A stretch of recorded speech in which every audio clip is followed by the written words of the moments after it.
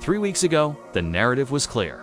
Caitlin Clark was out. The Liberty were undefeated, and the Indiana Fever looked like they were slipping back into irrelevance. It was overrated. Others doubted she'd even return the same player. But on June 14th, and 7 three-pointers later, she had ended New York's undefeated dream with a it was. How she did it, the build-up, the drama, the silence, the fire, all culminated in a moment that didn't just shut the haters up. It turned them into believers. Rewind to May 24th, the same Liberty squad, the same physical play, but a very different result. Liberty defenders had been aggressive all game, pushing, grabbing, yanking her off for the man. The refs just let it happen. Even worse, she strained her quad, and while the league didn't want to talk about it, fans saw what was happening. And yet, they still barely scraped out a win. Clark went silent, no interviews, no excuses. Just rehab, film sessions, and the slow, frustrating path back to full health. But while the cameras were off, she was getting ready for revenge. In those 3 weeks without Clark, the Liberty looked unstoppable. They rolled through the league, win after win, barely breaking a sweat. Meanwhile, the Fever fell into uncertainty. They went 2-3 without their star, struggling to maintain consistency. Fans started questioning the coaching staff. The bench rotation seemed off. The offense lacked identity, and whispers began spreading. Maybe Clark's injury would linger. Maybe she wouldn't have the same burst. Maybe her rookie campaign was already running out of gas. Some said her deep shooting wouldn't return. Others wondered if she'd be on a minutes restriction. All signs pointed to caution. But Caitlin Clark doesn't play cautious basketball. She stayed quiet publicly, but insiders knew the truth. Clark was locked in. She told the medical staff not to clear her unless she was 100% ready. "Why would I play 20 minutes if I'm not full go?" she asked. Behind closed doors, she was grinding, attending every practice, reviewing scouting reports, watching every possession like a coach. When the Fever traveled, she stayed mentally locked in. And when she practiced, it wasn't just about movement. It was about explosion. She wasn't hoping to come back. She was planning to make a statement. The numbers speak for themselves. 2.22 million viewers tuned in to ABC and ESPN Plus to watch her return, the second most watched WNBA game ever on those networks. Everyone wanted to see if the league's biggest draw could still deliver. The Liberty came in with swagger. They had the undefeated record. They had the confidence. But Clark had something more dangerous, something they didn't count on. She had purpose. In warm-ups, she looked focused. Then the game started. The Liberty came out sharp, moving the ball, pushing the tempo, trading buckets with Indiana. It looked like we were in for another tight battle. But then Clark changed everything. With the shot clock winding down, she pulled up from 34 feet, well beyond the arc. Logo range. Nothing but net. The crowd exploded. But that wasn't the moment. It was just the warning shot. Seconds later, she did it again from 28 feet. Splash. At that point, the energy in the arena was nuclear. Teammates were jumping, fans were screaming, the Liberty bench was stunned. And then, just 38 seconds after the first, she pulled up. A third time from 31 feet. Swish, 3 logo threes in 38 seconds. Pure madness. Even Breanna Stewart, former MVP and Liberty captain, was caught on camera, smiling and shaking her head.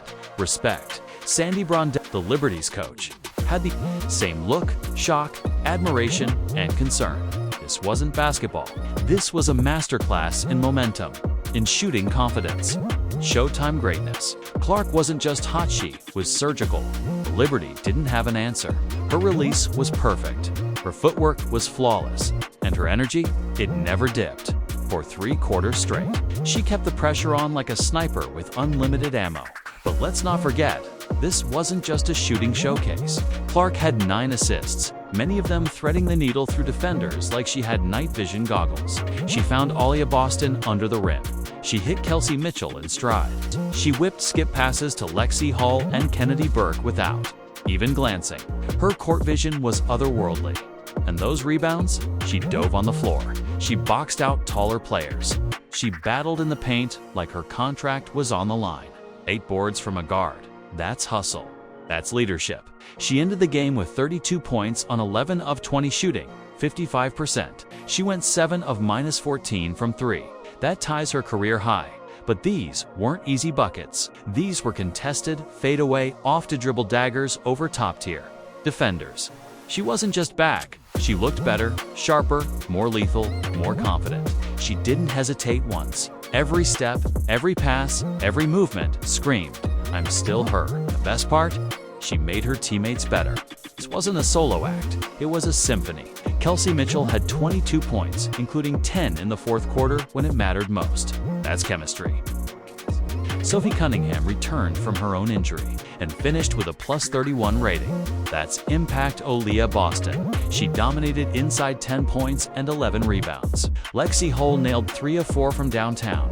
Colson dropped 10 points and added 6 assists with key defensive plays that don't even show in the box score. Everyone stepped up because Clark pulled them together like a true leader. And here's what really turned heads. When Clark sat on the bench late in the fourth, the Fever didn't stall.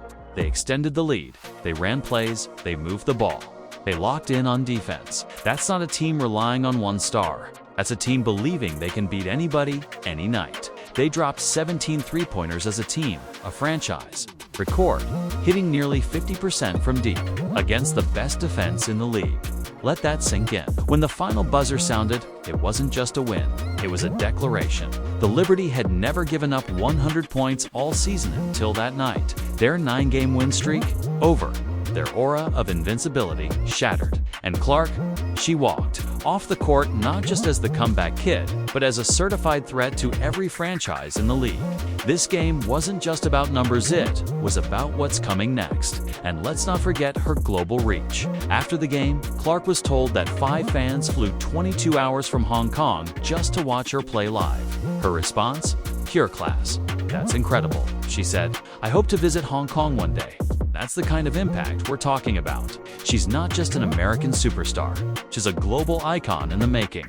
So here's the bottom line. This wasn't just a comeback, it was a warning shot. The Indiana Fever are no longer a rebuilding team. They're a problem. Clark's performance reminded everyone why she's the most talked about player in the sport, but it also revealed something deeper. When the team is healthy and firing on all cylinders, they can beat anyone, anywhere, anytime. And the league better start paying attention. The Fever didn't just beat the defending champions. They outplayed them in every phase of the game. Ball movement, rebounding, shooting, defensive was all there. Clark's return lit a fire, and the whole team caught flame. If this is the version of Indiana we get moving forward, then buckle up.